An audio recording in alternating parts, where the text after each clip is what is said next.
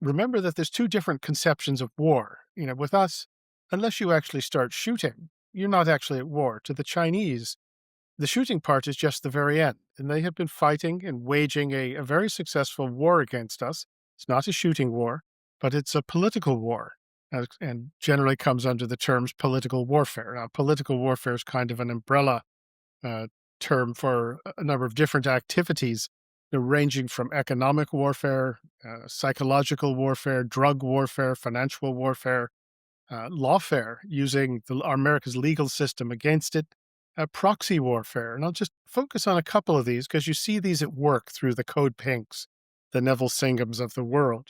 And they have been very successful getting Americans to actually do their jobs for them. If you look out in these riots and look into their structures, there's very few Chinese people to be found. They're behind the scenes, but you have the people in your intended victim, your intended target country, actually doing the work for you. And this has worked immensely well for the Chinese over the years. Uh, you ask yourself, how many times have you heard American experts say, well, China's not really communist?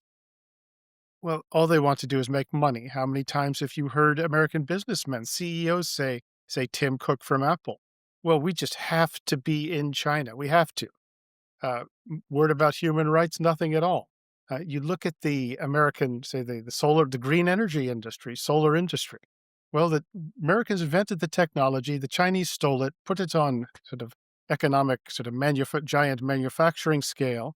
And now they sell the stuff into America and have put all the American companies out of business. Now, who is it that is lobbying in Congress to ensure that the Chinese imports don't stop? Well, that's China's American proxies, the law firms, the lobbyists, and the people on Capitol Hill who to support China's interests.